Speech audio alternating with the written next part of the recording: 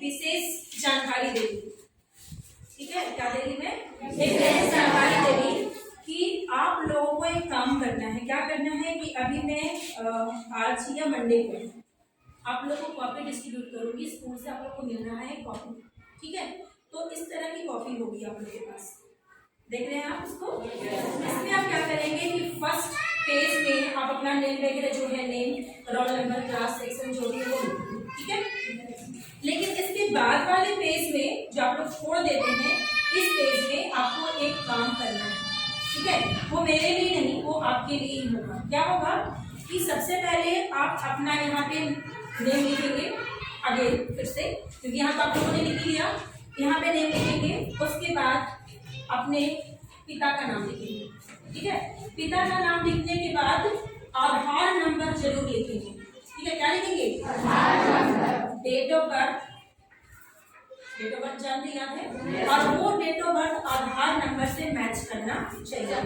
ठीक है, तो Aadhaar number, date of birth, roll number और कौन से क्लास। आप लोग तो 8 क्लास में है तो 8 लिख देंगे, मेंशन कर देंगे, उसमें 8 लिखा हुआ है। दूसरी बात कि मैं आपको दूंगी एडमिशन नंबर, नामांकन संख्या। क्या दूंगी मैं?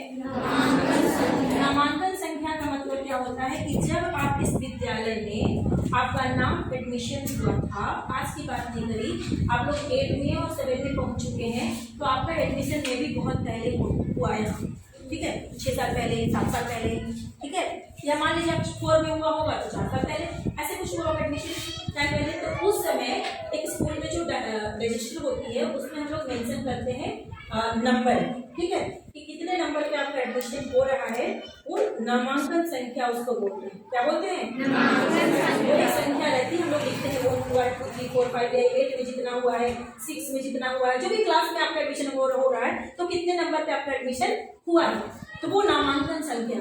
दूसरी बात हो गई कि वो डेट जिस दिन आपका एडमिशन हुआ था, वो डेट भी बहुत इम्पोर्टेंट है, क्योंकि जब भी आप एक एग्जाम दे देंगे 8 का और आपको टीसी कटेगी या जो भी, तो वो इन्फॉर्मेशन सर को चाहिए। ऐसे स्कूल में है, लेकिन आपको भी जानना चाहिए। सब डेट ऑफ बर्थ जानते हैं, आपका जन्मतिथि क्या है, उसी तरह से स्कूल में जो है, जो नामांकन जो हुआ, नामांकन तिथि बहुत जरूरी है।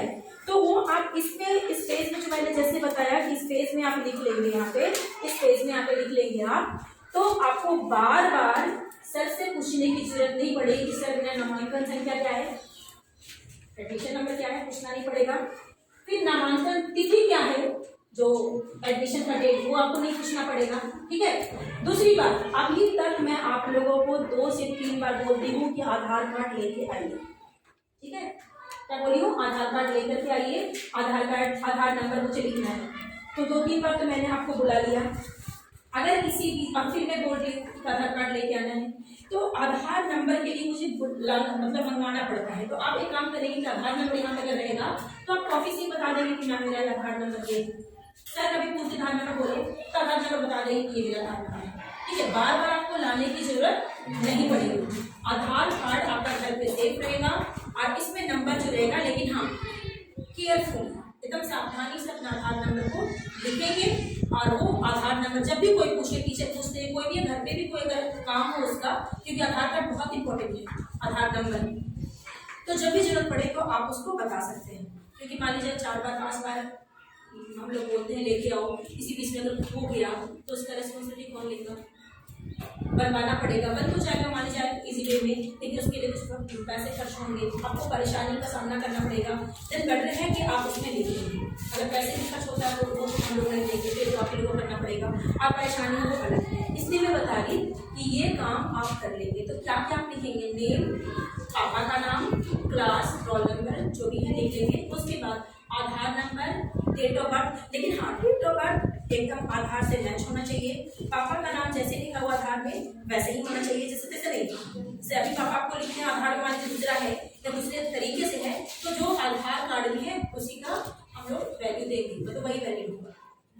ठीक है, वही माना जाएगा। तो आधार कार्ड से अच्छे से लिख देंगे देख करके, क्योंकि 8 पे पहुंच गए तो ज्यादा इसमें चर्चा नहीं करूंगी। आप अच्छे से लिख लेंगे, हर से जो भी है वो सही से लिखने के बाद आप कॉपी में रखे रहेंगे, आप ही को मदद मिलेगी।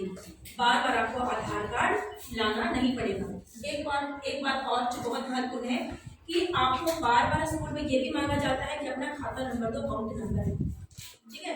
तो कोशिश कीजिएगा वो भी आप 2 लाइन में नीचे लिख लीजिएगा कि कौन सा बैंक है, SBI है कि PNB है कि ग्रामीण बिहार ग्रामीण या मध्य ग्रामीण जो है बैंक वो है। जो भी बैंक है वो बैंक का नाम लिख लीजिएगा अच्छे से। उसके बाद अकाउंट नंबर मतलब खाता संख्या जो होता है वो लिख लेंगे।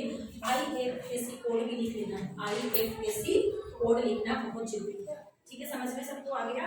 वो क्यों लिखेंगे? क्योंकि आपको जरूरी है, 20-20 में वो चीज़ मांगा जाता है। तो क्या आप अपने पॉकेट में लेके घूमेंगे आधार कार्ड पासबुक तो लेके घूमेंगे नहीं, बार बार घर जाना पड़ेगा, कहीं रखा गया तो मिल नहीं रहा, तो आप एक डेटा तैयार कर लेंगे अपने कॉपी में। और ये कॉपी में बहुत ज्यादा कुछ नहीं लिखना है, पैराग्राफ और इंग्लिश में मैंने कुछ इंपॉर्टेंट लिखवाया, कुछ नोट लिखवाया, तो आप उस कॉपी में लिखेंगे, मतलब एक कॉपी को सेव कर लेंगे। समझ में आई? आ गई सबको बात?